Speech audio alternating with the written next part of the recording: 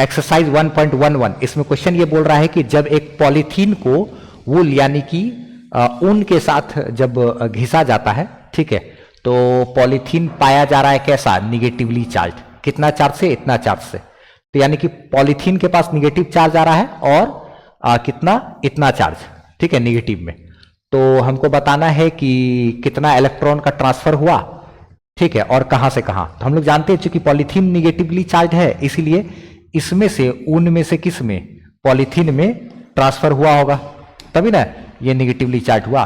तो किधर से किधर गया है, ऊन से पॉलीथीन की तरफ, ये तो श्योर हो गया। लेकिन कितना इलेक्ट्रॉन गया, नंबर ऑफ इलेक्ट्रॉन हमको बताना है, यानी कि n बराबर कितना। आपने पढ़ा होगा क्वांटाइजेशन ऑफ चार्ज, जिसमें फॉर्मूला होता है Q बराबर NE ना, वहां पे Q हमारा चार्ज हो गया, n इलेक्ट्रॉन का संख्या, और E का मान 1.6 इंटू 10⁻⁻19। तो यहाँ पे चार्ज का अमाउंट दिया हुआ। अब देखिए क्वेश्चन में साफ बोल रहा है कि a polythene is rubbed with wool, ठीक है, a polythene piece rubbed with wool is found to have a negative charge.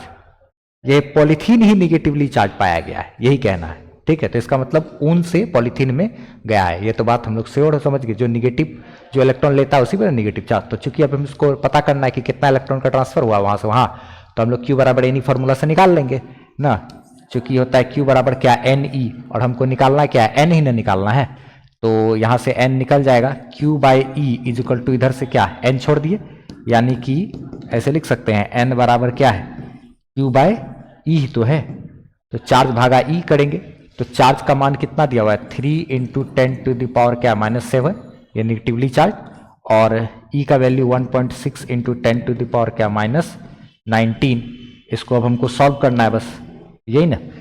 तो अब इसको सॉल्व करेंगे तो N इज इक्वल टू कितना होगा, 3 डिवाइडेड बाय 1.6 इंटू ये 10 टू द पावर -7 है, और ये नीचे से ऊपर जाएगा तो 10 टू द पावर क्या हो जाएगा, +19, ठीक है। तो फिर उसके बाद आगे हम लोग इसको सॉल्व कर सकते हैं। ऐसा करते हैं, यहाँ पे सॉल्व कर लेते हैं इसको, ठीक है। n बराबर जो आएगा अपने पास 3 डिवाइडेड बाय 1.6, ये हमारा आ जाएगा कितना, 1.875, ठीक है, इंटू ये अगर ये 1.5 होता तो 2 बार में काट देता है ना। चलिए ठीक है, एनसीईआरटी 2 बार में इसको कटा दिया है, तो ये हो गया, और +19, तो ये कितना हो जाएगा, ये 12, 10 टू द पावर क्या, ये +12, 19 में -7, -7 + 19 कितना, 12, तो n का मान इतना आ गया, इतना इलेक्ट्रॉन्स, ठीक है। एनसीईआरटी क्या किया है, इसी डाटा को 2 बोल दिया है, क्या बोल दिया है, 2, यानी कि 2 इंटू 10 टू द पावर 12 बोल दिया है, ठीक है। लेकिन एक्चुअल आंसर तो यही होगा। और यहाँ पे ये पूरा 10 टू द पावर 12, यानी कि 12 को 0 है, गुना करेंगे तो ये एक परफेक्ट नंबर बन जाएगा, n एक परफेक्ट नंबर बन जाएगा। तो इसके मतलब हम लोग ये समझ गए कि इतना इलेक्ट्रॉन का ट्रांसफर हुआ ऊन से किधर, पॉलीथीन में। इसी चीज को लिख लेते हैं, ठीक है। क्या बोलेंगे कि 1.875 इंटू 10 टू द पावर कितना, 12 इलेक्ट्रॉन ट्रांसफर हो रहा है, किधर से किधर, इतना इलेक्ट्रॉन्स आर ट्रांसफर्ड फ्रॉम ऊन से किधर, वूल टू पॉलीथीन। बिकॉज क्या हो रहा है, कि in the given question polythene is found negatively charge. Polythene के पास निगेटिव चार्ज था, इसीलिए ऊन से पॉलीथीन में चार्ज गया। और बी नंबर में क्वेश्चन ये पूछ रहा था कि क्या कुछ मास का भी ट्रांसफर हुआ है ऊन से पॉलीथीन की तरफ। तो हाँ, चूंकि इलेक्ट्रॉन अगर इसमें से इसमें जाएगा तो कुछ मास का भी तो ट्रांसफर होगा, क्योंकि हर एक इलेक्ट्रॉन का अपना कुछ मास होता है। तो जब इलेक्ट्रॉन गया तो अपने साथ साथ कुछ मास भी लेकर के गया ना, चार्ज हमेशा मास के साथ आता है। तो ये पहला पॉइंट है, इसका आंसर लिख लीजिए, स्क्रीनशॉट लिए। बी वाला का मास का ट्रांसफर हुआ है, हाँ हुआ है, तो आंसर क्या हो गया, बी नंबर का ये, यस हुआ है आंसर। ये स्क्रीनशॉट ले लिए, yes, because charge always comes with क्या, मास ऑफ प्रत्येक इलेक्ट्रॉन इतना है, हम लोग जानते हैं मास के साथ आता है। तो इस प्रकार से हमारा 1.11 का सॉल्यूशन कंप्लीटेड। इस क्वेश्चन में एक चीज और कर दिया है एनसीईआरटी में, अगर आप गौर करोगे तो वो क्या किया ना कि मास भी कैलकुलेट कर दिया है कि जो उतना इलेक्ट्रॉन जो ट्रांसफर हुआ ना, तो हर इलेक्ट्रॉन का मास तो इतना होता है ना, तो प्रत्येक इलेक्ट्रॉन के मास को मल्टीप्लाई कर दिया है टोटल नंबर ऑफ इलेक्ट्रॉन से, तो ताकि पता चल जाए कि टोटल मास कितना ट्रांसफर हुआ है, ठीक है।